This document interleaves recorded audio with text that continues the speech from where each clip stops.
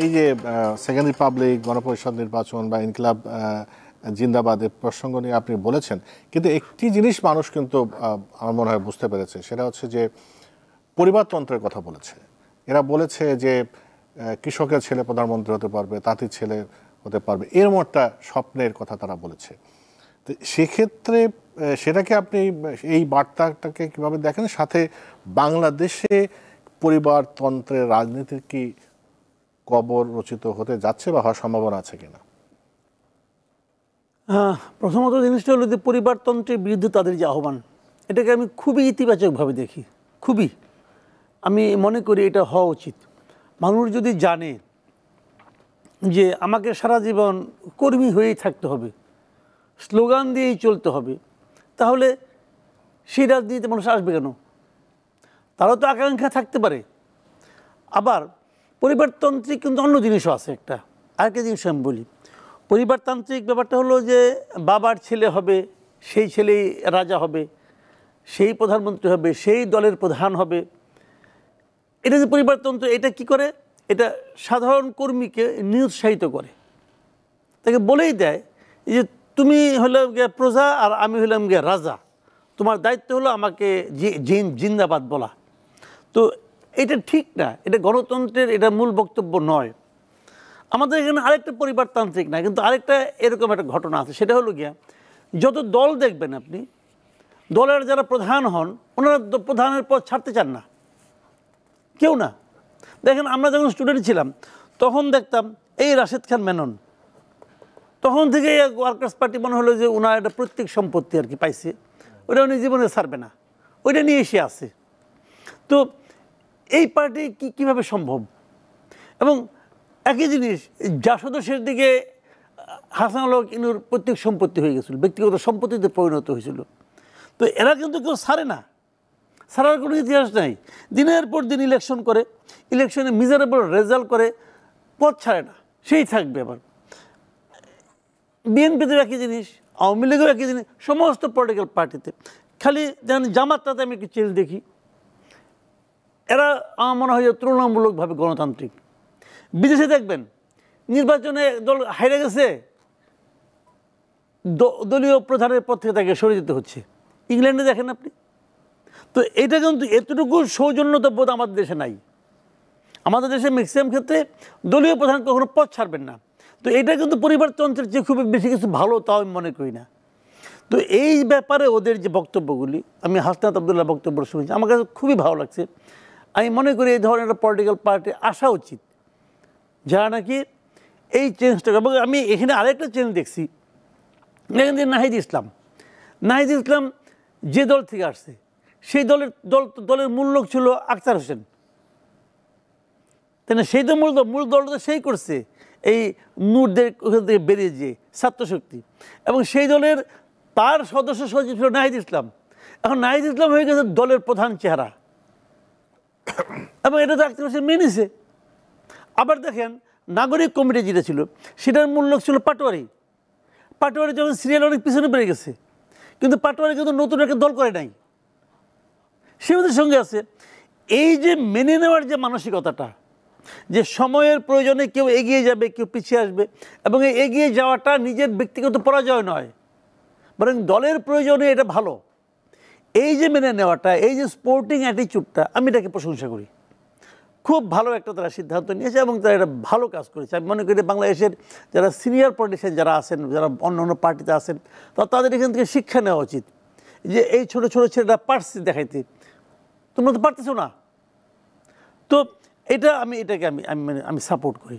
জি, জনাব সাকিব, এই পরিবারতন্ত্র সাথে যে প্রশ্নটা আপনার করতে চাই, সেটা আপনি বারবার বলেছেন, দীর্ঘদিন ধরে বলে আসতেছেন যে আপনারা গণতান্ত্রিক রূপান্তর চান, বহাল ব্যবস্থা বাদ দিয়ে আমরা আপনারা যে এটার জন্যে যে রাজনৈতিক দলগুলো আছে, আপনি বলেছেন যে সবাই একটা পলিটিক্যাল শিফটের জন্যে অ্যাগ্রি করেছে। কিন্তু আপনি কি এটা দেখেন কিনা যে যেহেতু গণতান্ত্রিক রূপান্তর করতে হলে যে রাজনৈতিক দলগুলো আছে তাদের মধ্যে গণতন্ত্রের চর্চা থাকা দরকার। যে দলগুলো গণতন্ত্র নিজেদের মধ্যে চর্চা করে না, তারা একটা দেশকে গণতন্ত্রে রূপান্তর করবে কিভাবে? না বটেই, এটা তো একটা গুরুত্বপূর্ণ প্রশ্নই যে দলের অভ্যন্তরে গণতন্ত্রের চর্চার প্রশ্ন। কিন্তু যেটা ঘটে সেটা হচ্ছে যে ধরুন অনেক সময় হয় কি যে রাজনৈতিক নেতৃত্ব আমাদের মতো দেশগুলোতে যেভাবে কাজ করে এটা কেবল ক্ষমতার সাথেই সম্পর্কিত তা না, মানে এটা মোটামুটিভাবে তার ইমেজ, তার ইনফ্লুয়েন্স যেভাবে তৈরি হয় সমাজের মধ্যে, এটাকে তাৎপর্যপূর্ণভাবে বদল ঘটানোর মতো না ঘটলে পরিবর্তনটা ভাবে সাধারণত আমরা দেখিনি। মোটামুটিভাবে আমাদের এখানে প্রধান নেতৃত্বরা মোটামুটি আজীবনই নেতৃত্ব দিয়েছে, কিন্তু কাল্টের রাজনীতি তৈরি হয়ে যাবে। সেই কাল্টের রাজনীতির একটা প্রেক্ষাপটও সমাজের মধ্যে আছে, কাল্টের গ্রহণযোগ্যতা আছে বলেই কিন্তু কাল্টটা কাজ করে। তো এখন এটা তো একটা সময়েরও ব্যাপার যে এটা বদলাবে কিভাবে। আবার যদি আমাদের মতো দলগুলোতে তাকান, যারা বিকাশমান দল, নতুন দল হিসেবে কাজ করেছে, তারা এরকম হঠাৎ একটা বড় আন্দোলনের মধ্য দিয়ে আমরা যারা মানে আসিনি, তারা কিন্তু দল গড়ে তোলা বেশ কঠিন কাজ ছিল। এই দ্বিদলীয় মানে দুইটা বড় প্রধান দল যারা ক্ষমতা কেন্দ্রিক জায়গা আছে, তাদের সাথে অন্য দুটো আরও বড় দল জাতীয় পার্টি, জামাত, তারা কিন্তু এই প্রধান দুই দলের সাথেই মানে কখনো না কখনো জোট করেছে। এই দুটোর বাইরে গিয়ে রাজনৈতিক দল গঠন করা বাংলাদেশে কতটা কঠিন ছিল সেটা তো আমরা নিজেরা অভিজ্ঞতার মধ্যে দেখেছি, আপনারাও কম বেশি দেখেছেন। সেইখানে এবং যেখানে ন্যূনতম গণতান্ত্রিক চর্চা নাই, না দলের অভ্যন্তরে না রাষ্ট্রের মধ্যে। আমাদের আগ্রহের জায়গাটা ছিল যে রাষ্ট্রে গণতান্ত্রিক চর্চা না আনতে পারলে এই দলগুলোতে গণতন্ত্র নাই এটা বলে বলে আমি আহাজারি করে কি করব। বিএনপি কিংবা আওয়ামী লীগ কিংবা জাতীয় পার্টি কিংবা জামাত ইসলামীতে গণতন্ত্র আছে কি নাই, এই প্রশ্ন বাইরে থেকে আমরা তুলতে পারি, সেটা একটা নাগরিক হিসেবে যে কেউ দাবি করতে পারেন। কিন্তু আসলে এই বিষয়ে সমস্যার সমাধান করার কাজটি কিন্তু ওই দলের সভ্যদের দায়িত্ব, তাদের সদস্য যারা, তারাই কিন্তু এটার একমাত্র করার ক্ষমতা রাখে।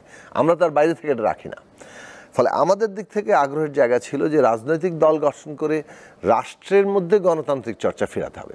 সেইটার চাপে সেইটা এমন কতগুলো কম্পালশন ক্রিয়েট করতে পারে যে কম্পালশনের মধ্যে দলগুলোর অভ্যন্তরে গণতান্ত্রিক চর্চা করতে বাধ্য হয়।